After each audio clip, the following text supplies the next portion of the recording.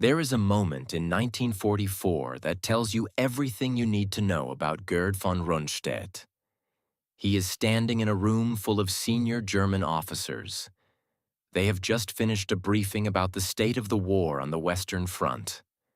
The situation is catastrophic. The Allies have landed in Normandy. The German lines are breaking. There is no realistic plan to stop them. Someone asks Rundstedt directly, "What should we do?" He looks around the room. He has spent 50 years in the German military. He has fought in 2 world wars. He has commanded more men and more territory than almost any general in history. He says 3 words: "Make peace, idiots." Then he walks out. He is 70 years old. He has been fired by Hitler twice already. He will be fired again. He will be recalled again. He will watch everything he spent his life building collapse into rubble around him. And through all of it, he will make absolutely no secret of the fact that he considers Adolf Hitler to be the greatest military incompetent he has ever encountered. This is the story of Gerd von Rundstedt, the oldest and most senior general in the German army, the man who helped Hitler conquer Europe, and the man who despised him every single day he did it. Rundstedt was not a Nazi. This needs to be stated clearly at the beginning because it is the central fact of everything that follows. He was a Prussian professional soldier of the old school, born in 1875, commissioned in 1892. He came from a military family that had served the German state for generations. For men like Rundstedt, the army was not a career. It was an identity, a code, a way of being in the world that had nothing to do with politics. He held Hitler in complete contempt, not secretly, not carefully, openly and consistently, and with the particular disdain that a man who has spent 50 years mastering his profession feels for an amateur who stumbled into power and decided he knew better.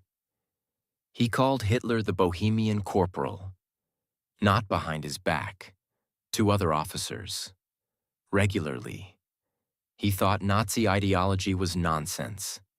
He thought the SS was a criminal organization.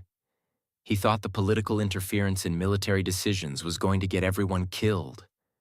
He was right about all of it. And yet, he kept serving. This is the contradiction at the heart of Rundstedt's story. And it is a contradiction that has no comfortable resolution. Here is the uncomfortable truth about Gerd von Rundstedt. He was brilliant. Whatever you think about the cause he served and the regime he worked for, as a pure military technician, he was one of the best of his generation. In 1939, he commanded Army Group South in the invasion of Poland.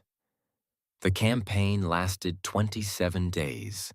In 1940, he commanded Army Group A in the invasion of France. His forces drove through the Ardennes, terrain that the French had declared impassable for armored forces, and cut the Allied armies in 2. The campaign that the French expected to last years lasted 6 weeks. In 1941, he commanded Army Group South in the invasion of the Soviet Union. His forces advanced faster and further than any comparable force in history. Kiev fell. Kharkov fell. His armies drove toward the Caucasus. 3 campaigns, 3 crushing victories, millions of square kilometers of territory taken, hundreds of thousands of prisoners captured.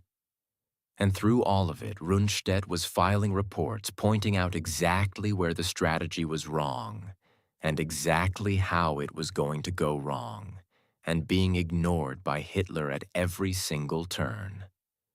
Hitler fired Rundstedt for the first time in December 1941. The Eastern Front had stalled in the Russian winter. German supply lines were stretched to breaking point. Rundstedt's forces in the south had outrun their logistics. He ordered a tactical withdrawal to a more defensible line. Hitler's standing order was no retreat under any circumstances. Rundstedt withdrew anyway. He sent Hitler a message explaining his reasoning in precise military terms. The position was untenable. The men would die for nothing. A shorter line could be held. Hitler relieved him of command immediately. Rundstedt went home. He was 66 years old. He had just run one of the most successful military campaigns in history. He was dismissed like a clerk who had filed the wrong form. He waited. 6 months later, Hitler called him back. He needed Rundstedt to command the Atlantic Wall defenses in Western Europe. The Allies were coming. Who else was going to stop them? Rundstedt took the job. He looked at the Atlantic Wall and immediately filed a report saying it was a fantasy. Thousands of kilometers of coastline defended by fixed fortifications and static troops. It would not work. The Allies would find a weak point and break through. Hitler ignored the report. Rundstedt was right again. In June 1944, the Allies landed at Normandy. Rundstedt had predicted it. Not the exact location. That was hidden by one of the most successful deception operations in military history. But the general shape of what was coming. A massive amphibious assault. A lodgment on the French coast. A breakout that would drive toward Germany. He had a plan to stop it. Concentrate the panzer reserves close to the coast. Hit the Allied beachhead immediately before they could consolidate. Drive them back into the sea in the first 48 hours before they established a foothold. Rommel had a different plan. Keep the panzers back. Use them in a mobile defense. Hitler had a third plan. Keep the panzer reserves under his personal command so nobody could use them without his approval. Hitler's plan won. The panzers sat immobile while the Allies poured men and equipment onto the beaches. By the time permission came to move them, it was too late. The Allied air forces tore them apart on the roads. Rundstedt watched this happen in real time from his headquarters. When asked what to do, he said, "Make peace, idiots," and walked out.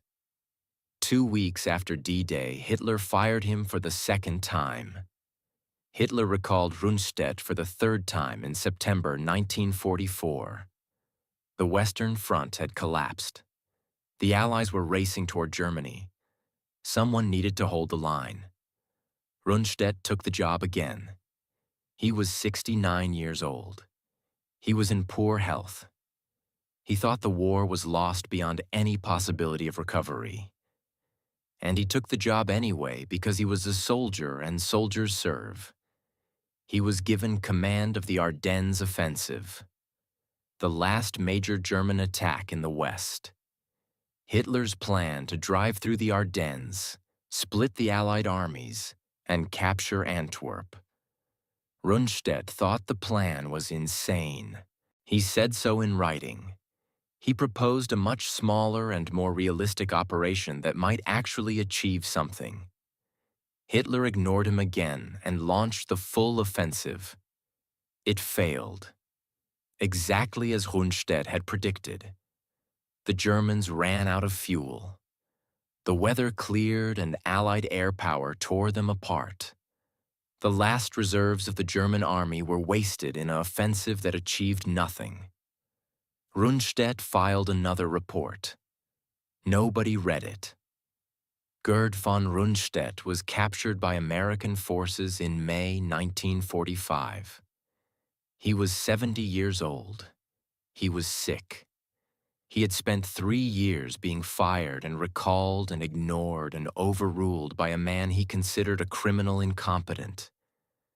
The British wanted to try him as a war criminal. They had a case.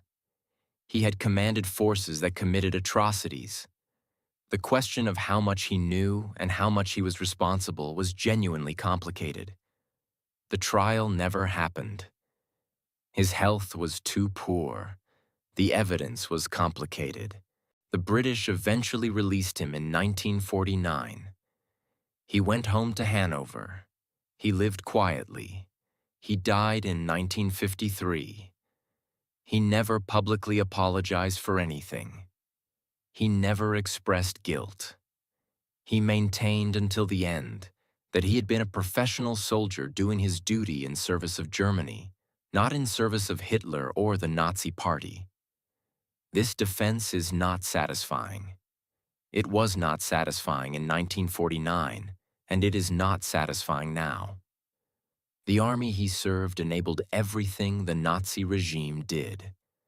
His victories in Poland and France and Russia gave Hitler the power and the prestige to pursue the Holocaust and the war of annihilation in the East. Saying you despise the man while handing him continent after continent is not a moral defense. But it is the defense Rundstedt made. And it raises a question that has no clean answer. At what point does professional duty become moral complicity? At what point does serving the state become serving the crime? Rundstedt never answered that question. He walked out of the room instead, just like he always did.